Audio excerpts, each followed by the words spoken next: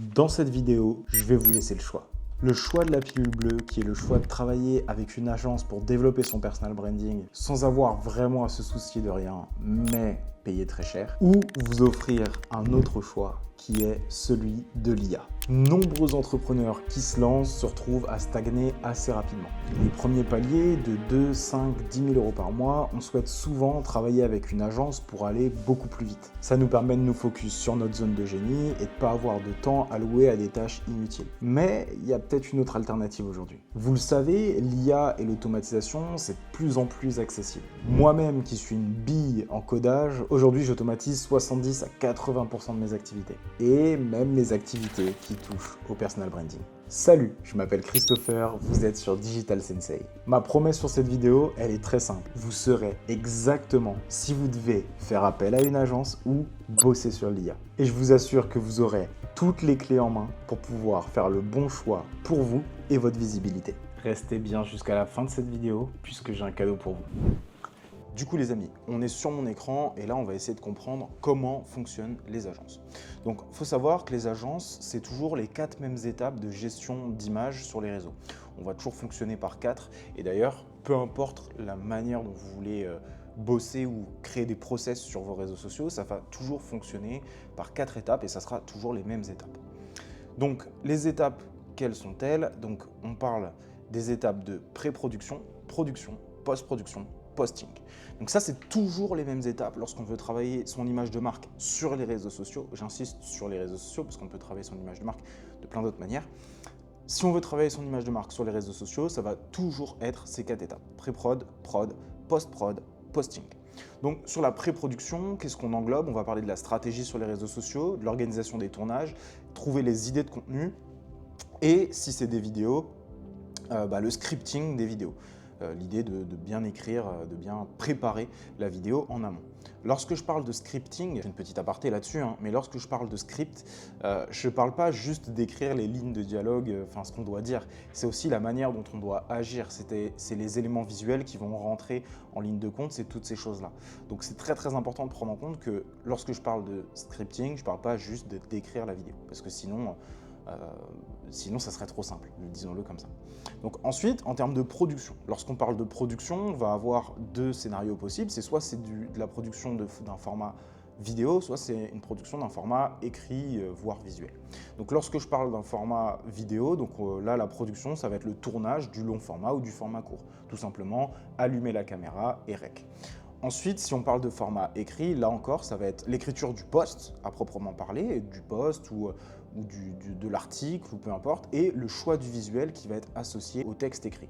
Très très souvent aujourd'hui, alors c'est pas 100% le cas bien évidemment, mais très souvent aujourd'hui, lorsqu'on veut gérer son personal branding, on essaye d'associer une image qui va être plus ou moins marquante vis-à-vis du texte. Je vous invite à regarder ce qui se passe en ce moment sur LinkedIn par exemple. Sur LinkedIn, on voit pas mal de textes qui sont postés et en fait c'est des images derrière qui vont bien être choisies de la personne qui poste et qui va se mettre dans une situation qui va créer un lien entre l'image et le texte. Ensuite, la post-production.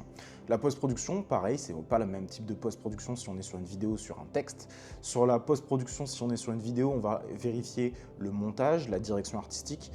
Bien évidemment, on va faire des feedbacks jusqu'à une version finale. Lorsqu'on est sur un texte écrit, ça va juste être des feedbacks et une version finale qui va en principe être atteinte plus rapidement qu'avec une vidéo, ce qui est normal. Et enfin, le posting, c'est-à-dire le posting, moi je le divise toujours en 2 parties, c'est-à-dire une stratégie de teasing, comment on va faire pour faire monter la pression et donner envie aux gens de tout simplement aller voir notre contenu, et enfin le fait de poster notre contenu. Dans la stratégie de posting, c'est vrai que je ne l'ai pas mis, mais l'idée c'est que lorsqu'on bosse avec une agence, on attend aussi dans cette stratégie-là une phase d'ajustement, c'est-à-dire une phase d'analyse de nos statistiques pour pouvoir ajuster la stratégie. Donc ça, c'est vraiment des choses qui sont extrêmement importantes, primordiales même je dirais, et c'est les 4 étapes qui seront toujours les mêmes dans la gestion de votre personal branding sur les réseaux sociaux. Concrètement, là, on va avoir besoin d'une équipe allant de 3 à 8 personnes. 3 personnes, c'est vraiment le minimum pour ce genre de service lorsqu'on passe par une agence. Encore une fois, c'est pas la même chose. Mais 3 à 8 personnes, c'est vraiment un nombre qui est extrêmement cohérent. Moi, à titre d'exemple, lorsqu'on avait l'agence avec mon partenaire, on avait 8 personnes avec nous sur les différents pôles, c'est-à-dire pré-production, production, post-production, posting, analyse, etc., etc. Au final, on était 8. Donc, sachant que l'équipe, en fait, c'est proportionnel, l'équipe, lorsqu'on a cette typologie d'agence, augmente au fur et à mesure que notre nombre de clients augmente, puisque notre capacité d'absorption va dépendre du nombre de clients qu'on est capable d'intégrer tout simplement dans l'agence. Je vous donne un exemple très concret, c'est si avec 3 monteurs vidéo et un community manager, on peut avoir 10 clients. Si on veut 20 clients, on est obligé de tout multiplier par 2, ce qui paraît logique. Donc ça, c'est vraiment c'est des estimations, j'ai envie de dire. Tout dépend de la typologie d'agence vers laquelle vous allez vous tourner.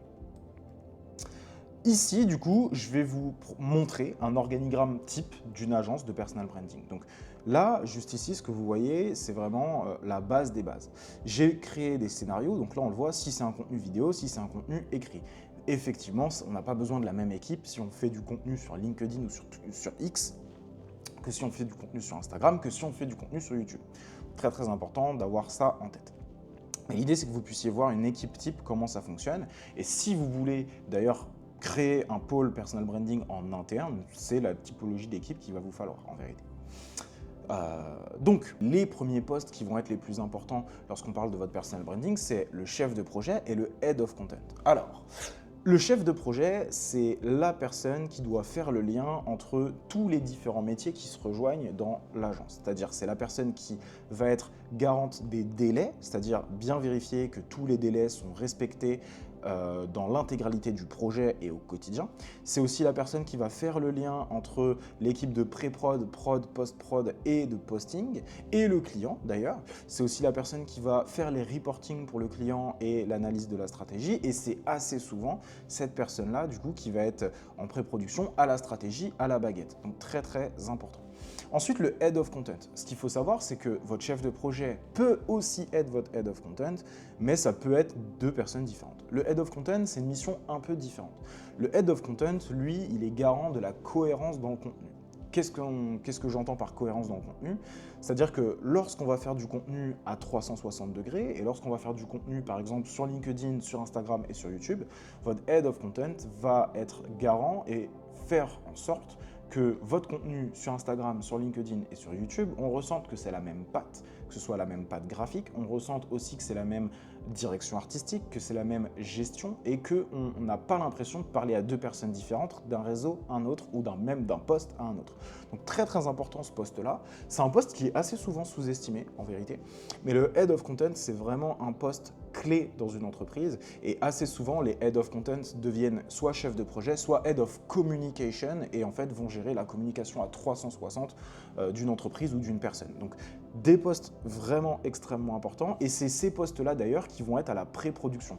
Donc si on reprend le plus haut dans le schéma de tout à l'heure, la pré-production, à savoir la stratégie, l'organisation de tournage, les idées de contenu, le scripting et toute la partie vraiment off-screen et tout ce qui se passe en amont du premier tournage, voire même des tournages au quotidien. Donc très très important ces postes-là.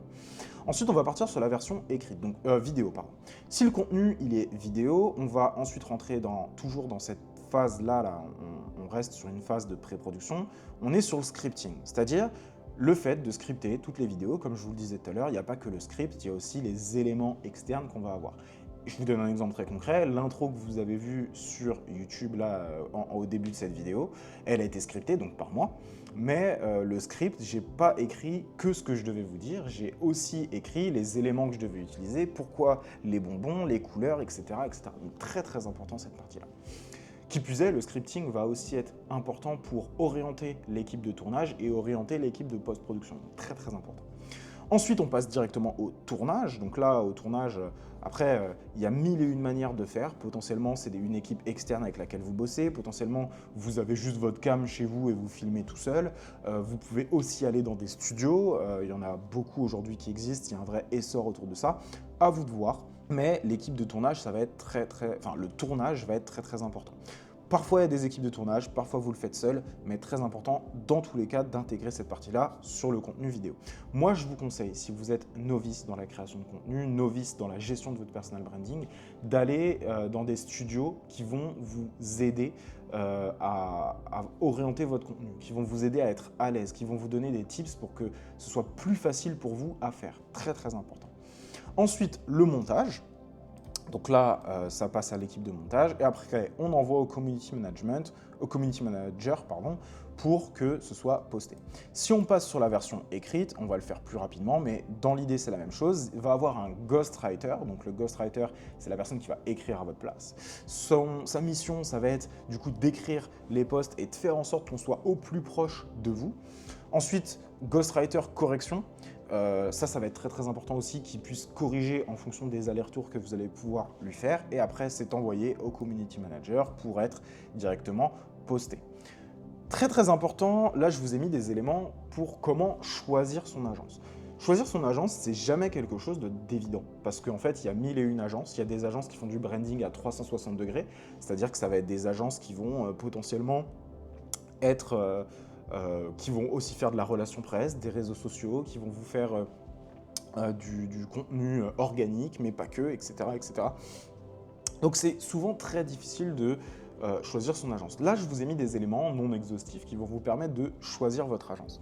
Donc, le premier élément, ça va être le prix. Effectivement, une agence, c'est plus cher que de faire les choses par soi-même, mais il faut que le prix soit en adéquation avec ce que vous pouvez mettre sur la table. Parce que prendre une agence pour bosser 1 mois, 2 mois, 3 mois avec, ça ne sert à rien. Quand on choisit de bosser avec une agence, on choisit de travailler plus sur 6, 9, 1 an.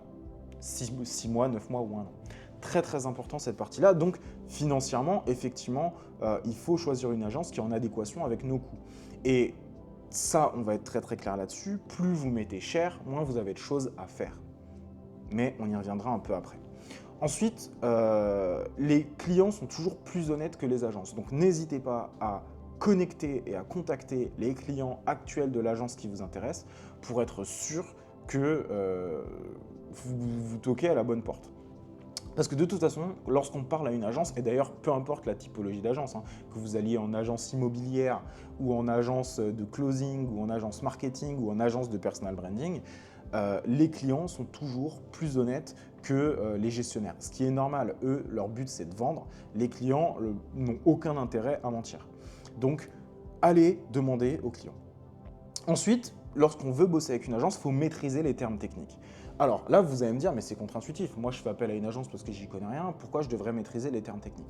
Il est extrêmement important lorsqu'on bosse avec une agence, et d'ailleurs lorsqu'on bosse avec un professionnel tout court à qui on sous-traite du travail, de maîtriser les termes techniques. Ça ne veut pas dire que vous devez être un expert ou une experte dans le domaine, mais ça veut dire que lorsque le prestataire va utiliser des termes techniques pour vous expliquer ce qu'il fait, là où il en est, la gestion de projet, comment ça se passe, etc., si vous êtes largué, on peut vous dire n'importe quoi et donc vous pouvez payer pour des choses qui ne vont pas fonctionner.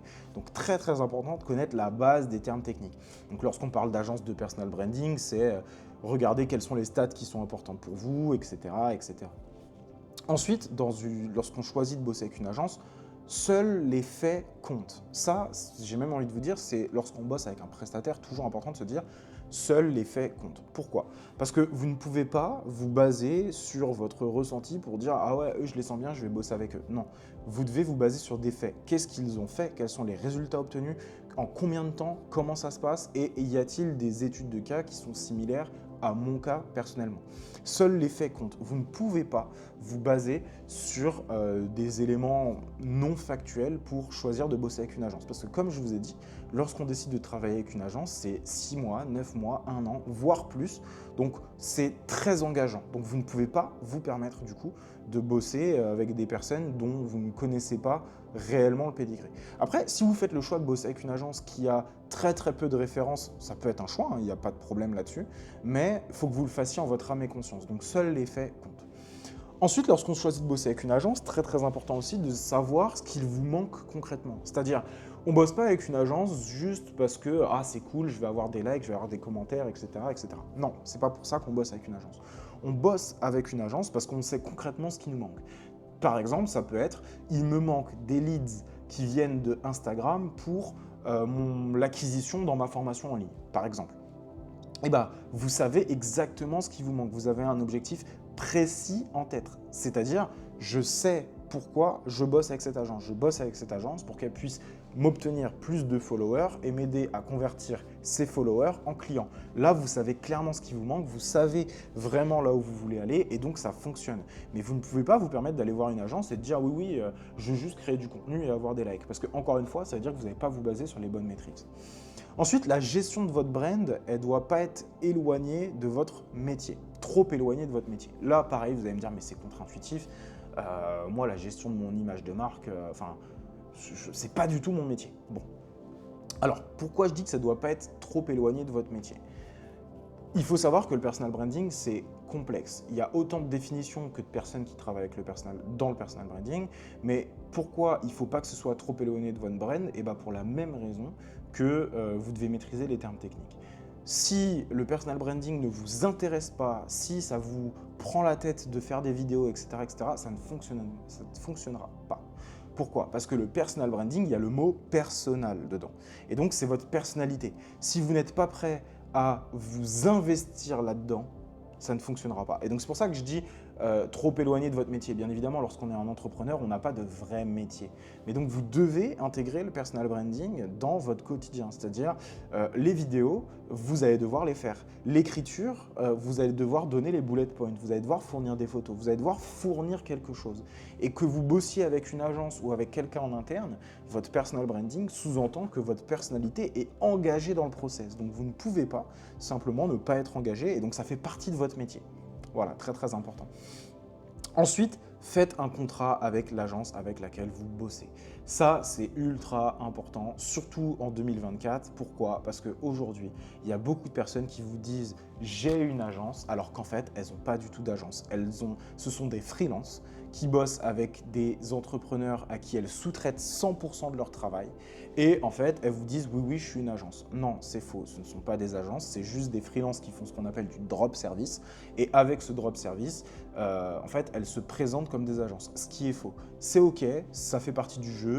Quasiment 80% des agences SMMA, des agences AIAA, de toutes les agences sur Internet fonctionnent comme ça. C'est OK. Par contre, s'ils se disent être une agence, il faut que vous puissiez vous baser sur un contrat parce que les écrits restent, tout simplement. Les écrits restent et c'est ce qui va vous protéger au long terme. Donc très très très très important de garder ça en tête et de garder à l'esprit que 80% des agences qui vont vous contacter ne sont pas des réelles agences, c'est des freelances qui sous-traitent le taf. Après, ça ne veut pas dire qu'ils sont mauvais dans ce qu'ils font. Ça veut juste dire qu'elles se présentent comme des agences alors qu'elles ne connaissent pas forcément les tenants et les aboutissants d'une agence. Voilà, très très important de faire un point là-dessus. Donc ça, c'est pour les agences. Maintenant, comment faire la même chose avec l'intelligence artificielle? Alors, là, pour l'intelligence artificielle, on garde les mêmes 4 étapes pour le personal branding. Pré-production, production, post-production, posting. Sauf que cette fois-ci, on n'a pas besoin d'une équipe complète. En vérité, on a besoin de maximum 2 personnes pour la gestion complète de son personal branding grâce à l'IA. Il faut savoir que moi, aujourd'hui, j'ai déjà aidé des amis à moi qui avaient besoin de gérer leur personal branding, mais qui n'avaient pas envie de passer par une agence parce que pas le temps de dialoguer avec quelqu'un au quotidien. Je les aidais à mettre les process que je vais vous montrer ici en place et à avoir des résultats dans la gestion de leur personal branding en sachant que ce n'est pas des experts sur le sujet. Elles ont juste mis les bons outils, les bons process en place pour que ça fonctionne. Donc, je vous montre ça tout de suite. Donc, pas besoin d'équipe. Là, je vous donne vraiment le process étape par étape. Donc, la première étape, c'est donc la pré-production, ça va être la stratégie de contenu. Là, moi, je vous invite, lorsque vous n'êtes vraiment pas du tout familier avec ces sujets-là, à utiliser ChatGPT. ChatGPT fonctionne très très bien pour ça. C'est pas l'outil infaillible que tout le monde pense que c'est, mais c'est un outil pour un débutant qui vous permettra de faire des choses et d'avoir les premières brides de résultats. Donc là, je vous ai carrément mis juste ici un prompt que vous allez pouvoir reprendre. C'est un prompt que j'ai créé moi-même, que j'ai testé, que j'ai amélioré, que j'ai éprouvé. Et donc, je vous invite réellement à utiliser ce prompt pour avoir des exemples de stratégie et avoir votre stratégie. Bien évidemment, je vous ai mis des cases à remplir. Et en plus de ça, tous les prompts que je vous donne et toute cette stratégie que vous voyez, comme dans quasi la totalité de mes vidéos, ça sera téléchargeable juste en dessous. Donc, vous n'avez pas besoin d'équipe. Grâce à ça, vous allez pouvoir créer votre stratégie. Ensuite, il va vous falloir des idées de contenu. Alors, les idées de contenu, là, je vais vous donner 2 techniques. La première technique, c'est d'utiliser un outil qui s'appelle Answer the Public. Donc, Answer the Public, vous allez pouvoir lui dire, voilà, donc là, l'exemple que j'ai mis, c'est l'immobilier. Donc là, Answer the Public, moi, je lui ai dit, bah voilà, j'ai besoin d'idées de contenu sur l'immobilier. Et bah là, il m'a donné plein d'idées de contenu pour l'immobilier. Comment ça fonctionne? Je vous fais le résumé de manière très, très brève. En fait, tout simplement, Answer the Public va regarder sur Google quelles sont les choses les plus recherchées autour de ce thème. Et en fait, il faut partir d'un principe très très simple. Si les gens veulent avoir l'information sur Google, potentiellement, elles veulent avoir l'information sur YouTube, sur Instagram, sur LinkedIn. Donc, c'est des sujets qui sont trendy et qui fonctionnent, qui sont recherchés, tout simplement. Donc, très très important. Donc là, avec cet exemple-là, on le voit, immobilier, quand acheter en 2024, quand vendre, quand les taux vont baisser, quand investir, l'immobilier qui rapporte, etc. etc. Et bien rien qu'avec ça, j'ai 4 thématiques de contenu. Et à partir de ces 4 thématiques de contenu, je peux encore multiplier et créer du contenu. Donc là, vous avez vraiment une source quasi illimitée de contenu. Alors c'est un logiciel freemium, mais vous avez le droit à 3 recherches par jour. Avec 3 recherches par jour pendant une semaine, vous pouvez avoir honnêtement 1 an d'idées de contenu en quelques heures. Et honnêtement, pour être tout à fait franc avec vous, j'ai même fait une masterclass totalement exclusive d'ailleurs, que pour l'instant je ne vous partage pas, mais qui, pourquoi pas la partager à un moment, où je montre comment on a pu trouver 1 an d'idées de contenu en une journée. Et c'est notamment grâce à ce logiciel-là. Donc Answer the Public, c'est vraiment fou et ça fonctionne très très bien. Ensuite, là, j'ai aussi mis un autre prompt. Donc comment ça fonctionne ? Donc c'est un prompt sur ChatGPT. Je vous invite, lorsque vous avez rempli mon prompt, le premier prompt sur ChatGPT pour avoir la stratégie, à intégrer ce prompt-là, le deuxième, pour avoir des idées de contenu de manière extrêmement concrète. Ça, c'est beaucoup plus simple de le faire fonctionner comme ça. Pourquoi? Parce que en fait, les prompts vont améliorer les résultats au fur et à mesure et vous allez avoir un résultat cohérent sur le long terme. Donc là, vous avez vraiment tout ce qu'il vous faut. Ensuite, il va vous falloir vos scripts. Alors là, pareil, moi j'utilise ChatGPT. Il y a d'autres IA qui fonctionnent beaucoup mieux pour le script, mais moi j'aime bien rester avec ChatGPT pour pouvoir améliorer mon prompt au fur et à mesure. Pour le script, je vais lui dire, tu es un ghostwriter, expert sur les réseaux sociaux, etc., etc. Et je vais avoir besoin que tu me crées un script sur donc, le réseau social de mon choix. Et dans ce script, on doit retrouver et boum. Et là, j'ai mis les éléments et encore une fois, vous pouvez utiliser ce prompt-là pour rédiger. Je vous invite vraiment à tester, ça fonctionne bien. Et je vous invite même, si vous le souhaitez, à aller voir des idées des contenus, des reels que je fais sur les réseaux sociaux pour vraiment être sûr et tester vraiment mes prompts. En fait, je les ai faits sur moi. J'ai créé du contenu grâce à ça et ça fonctionne, les amis. Donc, je vous invite vraiment à tout reprendre. Ensuite, donc ça, c'était la partie pré-production. On rentre dans la partie production. Donc là, la production, évidemment, c'est de la production vidéo. Si on est sur de l'écrit, concrètement, on reste ici et ChatGPT va nous rédiger notre hook. Si on est du coup sur la partie vidéo, la production, elle va se regrouper en 2 parties.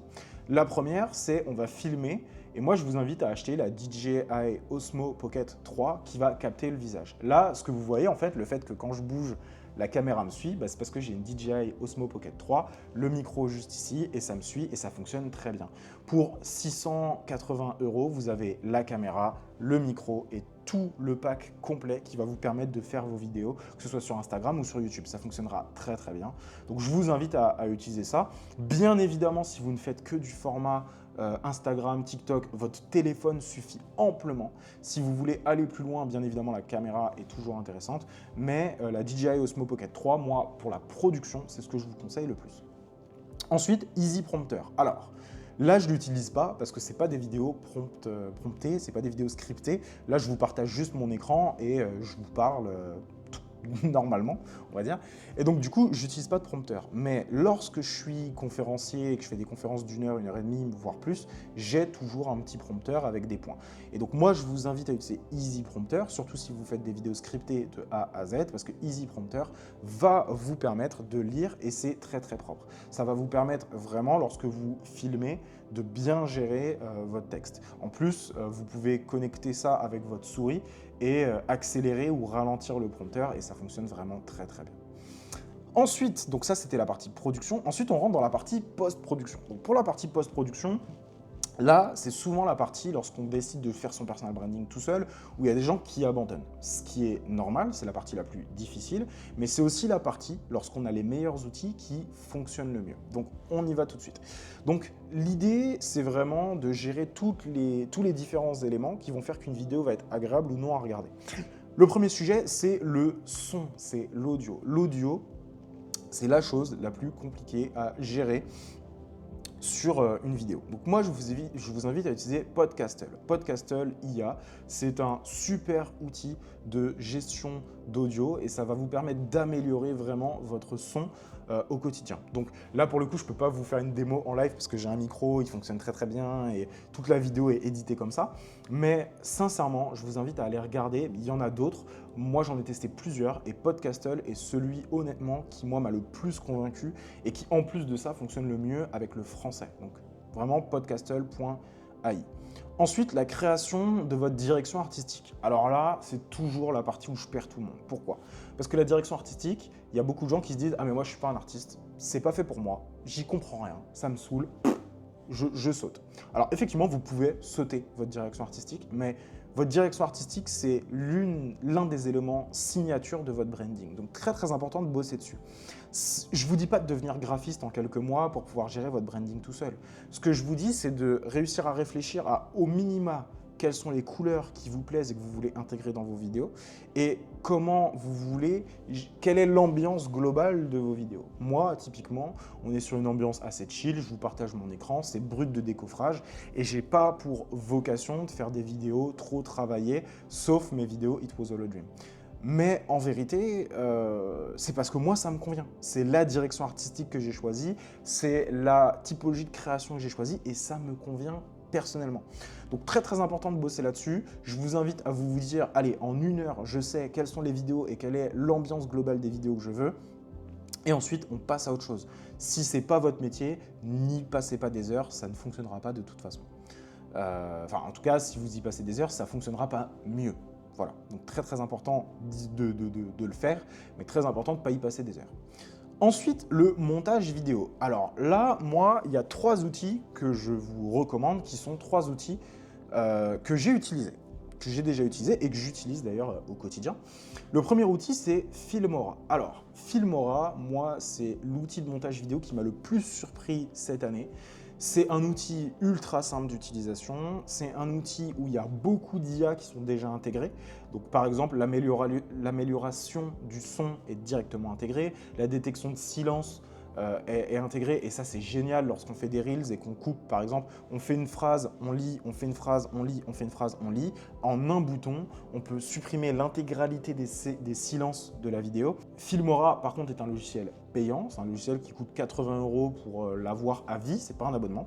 Et honnêtement, moi je les ai posés, 80 €, c'est les 80 € les mieux investis cette année dans un logiciel. C'est l'un des logiciels que j'utilise le plus. Et c'est l'un des logiciels vidéo que je recommande le plus. En tout cas, lorsqu'on est prêt à investir un tout petit peu, c'est génial. Ensuite, DaVinci Resolve. DaVinci Resolve, superbe outil, totalement gratuit. On parle d'un outil professionnel où on peut faire des films dessus. Donc c'est vraiment top. Il y a de l'IA, un peu d'IA qui commence à être intégrée dans le logiciel. La version gratuite, honnêtement, est largement suffisante pour faire tout ce que vous avez besoin de faire. Il y a une version payante à 130 €. Pareil, ce n'est pas des abonnements. On paye une fois 130 € et on en parle. Et c'est intéressant, mais moi, l'inconvénient que je vois avec DaVinci Resolve, c'est l'accessibilité du logiciel. Alors, c'est génial parce qu'il y a des tutos à plus savoir quoi en faire sur YouTube, mais ça demande quand même un peu de travail, un peu de bidouille, et c'est pas le logiciel, si vous êtes un pur débutant, que vous n'avez jamais touché un logiciel de montage, de photoshopage, de photos, vidéos, etc., c'est pas forcément le logiciel que je vous recommanderais le plus. Par contre, c'est pour toutes les personnes un petit peu déter qui sont prêtes à mettre leurs mains dans le cambouis, je vous invite vraiment à aller regarder DaVinci parce que logiciel gratuit, vraiment ultra intéressant. Et enfin, CapCut. Je pense que CapCut, il n'y a plus besoin de présenter ce logiciel. C'est l'un des logiciels de montage les plus téléchargés en 2024. Moi, je ne vais pas vous mentir, je ne suis jamais passé sur CapCut, j'ai jamais passé le cap, parce que je crois que j'étais traumatisé sur TikTok de voir les vidéos made by CapCut à la fin. Mais le peu que j'ai vu, parce que j'étais regardé des vidéos YouTube avant de vous recommander un logiciel, j'ai quand même été me documenter. CapCut est un super logiciel pour deux raisons. Premièrement, c'est un logiciel où la version gratuite est amplement suffisante pour faire beaucoup de choses. Deuxièmement, la version payante, un peu comme Filmora, intègre beaucoup d'outils d'intelligence artificielle qui sont ultra intéressants et c'est très facile d'apprendre le montage là-dessus. Et enfin, troisièmement, d'ailleurs, c'est quelque chose que je n'ai pas dit pour Filmora, qui est possible aussi, mais pour moi, c'est le plus gros avantage de CapCut, c'est qu'il y a une version tablette, téléphone, ordinateur qui existe. Et donc, vous pouvez faire du montage de n'importe où et avec n'importe quel support et votre support préféré. Pas besoin d'acheter un ordi à je ne sais pas combien d'euros pour faire du montage. Si c'est juste pour faire des reels, votre téléphone suffira amplement. Et pour ça, je ne vais pas mentir, CapCut est un super logiciel. Donc voilà, à vous de choisir, à vous de tester. Vous pouvez tester de toute façon ces trois logiciels gratuitement avant de choisir. Cette vidéo, elle n'est pas sponsorisée, donc je vous parle vraiment de logiciels que moi j'ai pu apprécier d'une manière ou d'une autre et dont je suis sûr que ce sont des bons logiciels vidéo. Il en existe des milliers d'autres. Moi, c'est les trois que je vous recommande. Et vous avez bien vu, je ne vous recommande pas Premiere Pro parce que c'est complexe. Il faut un ordi qui est une machine de guerre. Et vraiment, ce n'est pas ce vers quoi je vous invite à aller. Et enfin, donc ça c'est lorsque vous bossez avec potentiellement une ou deux personnes de votre équipe. Si vous avez besoin de faire des annotations et des modifications sur vos vidéos, je vous invite à utiliser frame.io. C'est un super logiciel pour pouvoir faire des allers-retours et pour le travail collaboratif sur une vidéo. C'est top de chez. Maintenant, pour la gestion de vos réseaux sociaux, donc la partie posting.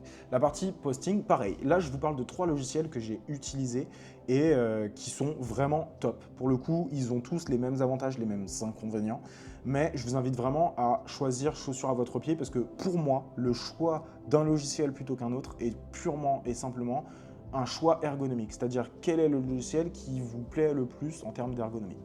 D'abord, on a Buffer. Buffer, super logiciel de gestion de réseaux sociaux. On peut gérer l'intégralité des réseaux sociaux qui existent et honnêtement, c'est un logiciel vraiment top. Il faut savoir que sur 100% des logiciels que je vous présente aujourd'hui, vous avez un service client en français, ce qui est très important pour moi pour la gestion de vos réseaux sociaux parce que si vous avez un problème, il faut que vous puissiez vous retourner. Donc, très important. Buffer, vraiment au top. Des prix très accessibles. J'ai plus les prix en tête, mais c'est assez accessible. HotSuite, pareil, très accessible, version gratuite, gestion des réseaux sociaux, des analyses. Là, il commence à intégrer des outils IA, ce qui est extrêmement intéressant. Et enfin, Metricool. Je ne vais pas vous mentir, Buffer et Metricool sont les outils que j'ai utilisés le plus longtemps lorsque j'étais encore dans l'opérationnel. Aujourd'hui, je n'y suis plus du tout. Et j'ai même plus d'agence, donc je pourrais même pas vous dire vers quoi vous tendre. Moi, honnêtement, Buffer, Metricool sont les outils que je préfère. C'est des outils qui, les versions gratuites sont extrêmement intéressantes, les versions payantes sont extrêmement accessibles et honnêtement, on peut gérer ses réseaux sociaux d'une main de maître. Il y a des calendriers pour pouvoir bien tout suivre. Il y a des rapports directement où on peut voir un peu les statistiques de nos réseaux sociaux et avancer par rapport à ça. Vraiment, je vous invite à aller regarder le logiciel qui est le mieux pour vous. En tout cas, dans l'ensemble, ces trois logiciels sont vraiment top. J'ai déjà utilisé les trois. Moi, j'ai fini sur Metricool à l'époque parce que mon équipe préférait bosser sur Metricool, mais encore une fois, c'est plus une question de design que vraiment de fonctionnalité. Et vraiment, je vous invite à aller tester tout simplement. Mais c'est les trois logiciels que je vous recommande pour la gestion de vos réseaux sociaux si vous décidez de vous tourner vers l'IA et le fait de le faire tout seul. Voilà. Maintenant, pourquoi choisir l'IA? Pourquoi choisir l'IA pour la gestion de son personal branding? 4 grandes raisons. La première raison, et pour moi ça semble une évidence, 3 heures par semaine suffisent pour tout exploser.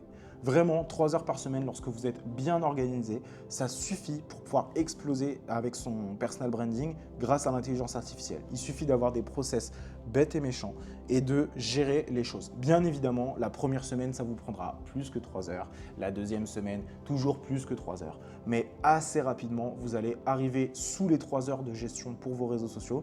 Et moi, aujourd'hui, avec tous mes process autour de l'intelligence artificielle pour gérer YouTube, Instagram, LinkedIn, j'en ai à peu près pour 3h30 par semaine. En gérant 3 réseaux sociaux, tout seul, sans équipe, avec juste une personne qui me fait mes intros YouTube. Pour tout le reste, c'est moi qui gère tout et ça me prend 3h30, voire moins certaines semaines par semaine. Donc vraiment, c'est largement faisable. Largement faisable. Et bien évidemment, j'ai mis en place ces process-là chez des amis, des copains entrepreneurs. Et pareil, ça leur prend aujourd'hui même moins de 3 heures pour certains. Ceux qui sont sur un réseau social, ça leur prend à peu près 2 heures par semaine. Donc vraiment, c'est très accessible. Ensuite, ça permet d'être aux commandes. Lorsque vous avez une agence, bien évidemment, l'agence vous donne ses résultats, vous donnez des directives, mais fondamentalement, ce n'est pas vous qui êtes aux commandes. Et ce qui est normal, hein, mais c'est l'agence qui, in fine, prend les décisions.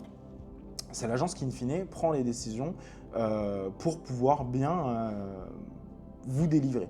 Mais là, vous êtes aux commandes lorsque vous avez l'intelligence artificielle. Donc, il y a des avantages, il y a des inconvénients. L'inconvénient, c'est que lorsque vous vous trompez, vous n'avez personne vers qui vous retourner. Par contre, lorsque ça fonctionne, clairement, c'est vous qui avez mis en place les bons process et vous savez potentiellement d'où ça vient et pourquoi ça fonctionne.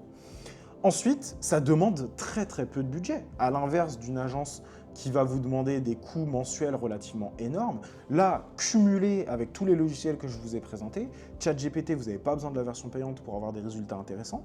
Filmora, ça va vous coûter 80 €. L'Osmo Pocket, ça va vous coûter 600 €, mais c'est une fois. Filmora, c'est 80 €, mais une fois. Et tous les autres logiciels que je vous ai présentés, vous allez avoir Metricool qui va vous coûter 9 € par mois.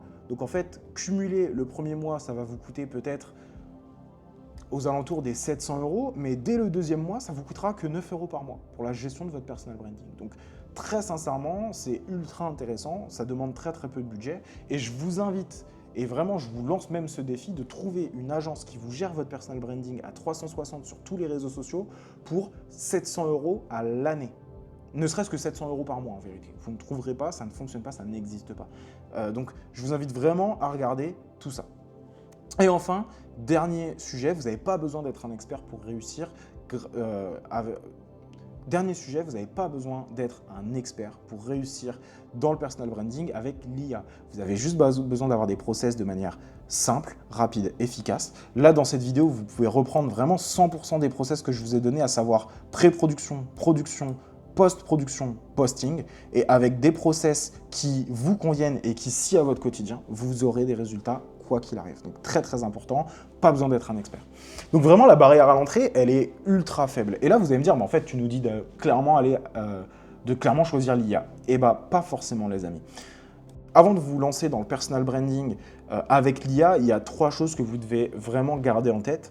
Et si vous n'avez pas ces 3 choses en tête, sincèrement, bossez avec une agence. Ça vous coûtera plus cher, mais au moins, vous n'aurez pas cette charge mentale et vous n'aurez pas ces 3 choses à toujours garder en tête. La première chose, c'est que vous n'êtes pas marié à une intelligence artificielle. Aujourd'hui, moi, j'utilise ChatGPT parce que ça me convient, parce que ça fonctionne bien. Mais demain, si Google Gemini est plus performant et me donne des réponses qui sont plus adaptées à ce que je recherche, j'utiliserai plus ChatGPT. Je m'en fiche. Je ne suis pas marié à une intelligence artificielle ou à une autre. Je ne suis pas marié à un outil ou à un autre.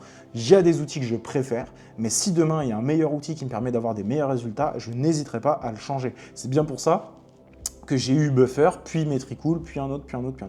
Donc, j'ai cherché l'outil qui s'y est et qui fonctionnait avec moi. Très important. Ensuite, ne préférez pas une IA concurrente juste parce qu'elle est gratuite. Je vous donnais l'exemple tout à l'heure de Gemini et ChatGPT. Ne choisissez pas Google Gemini juste parce que ChatGPT, vous voulez la version payante et que ça coûte cher. Non, vous choisissez Gemini parce que ça correspond à vos besoins, à vos demandes et que c'est là l'outil le plus performant, pas parce que c'est gratuit. Parce que si vous voulez absolument de la gratuité et absolument avoir cette mentalité un peu de faire des économies des Chines, l'IA, la gestion de votre personal branding via l'IA de base n'est pas chère. Donc vous ne pouvez pas vous baser là-dessus, ça ne peut pas être un critère. Donc ça, très important. Et enfin, avoir tous ces business dépendants d'une IA, ce n'est pas bon. Pourquoi ? Moi, par exemple, il y a mon personal branding n'est pas dépendant d'une IA. Pourquoi? Parce que 100% des outils que j'utilise, je connais des outils qui sont équivalents et qui peuvent me permettre de faire plus ou moins la même chose et d'avoir plus ou moins les mêmes résultats. Donc je ne suis pas dépendant. Demain, ChatGPT ferme, ça ne change rien pour moi. Demain, Filmora ne fonctionne plus, ça ne change rien pour moi. Pourquoi? Parce que j'ai créé des alternatives. J'ai des alternatives pour la gestion de mon personal branding. Et d'ailleurs, j'utilise l'IA pour beaucoup de tâches dans mon travail, mais aujourd'hui, je ne suis pas dépendant d'une IA. Et je vous invite vraiment, si vous utilisez l'IA, si vous utilisez les automatisations, à ne pas être dépendant d'une IA, parce que c'est ça qui va vous empêcher parfois de progresser. Tout simplement, si l'IA arrête de progresser, vous, par la même occasion, vous arrêtez aussi. Donc très très important de garder tout ça en tête.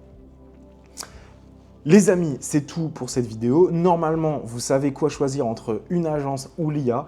Bien évidemment, je vous invite à beaucoup plus partir sur l'IA si vous avez peu de budget et que vous êtes prêt à mettre la main à la pâte. Par contre, si c'est beaucoup trop technique pour vous et que vous n'avez ni le temps, ni l'énergie, ni l'envie de le faire, je vous invite à vous tourner vers une agence, mais à toujours garder un œil sur ce qu'ils font et à être impliqué dans le process de création et d'être impliqué dans les process de création pour pouvoir avoir de meilleurs résultats.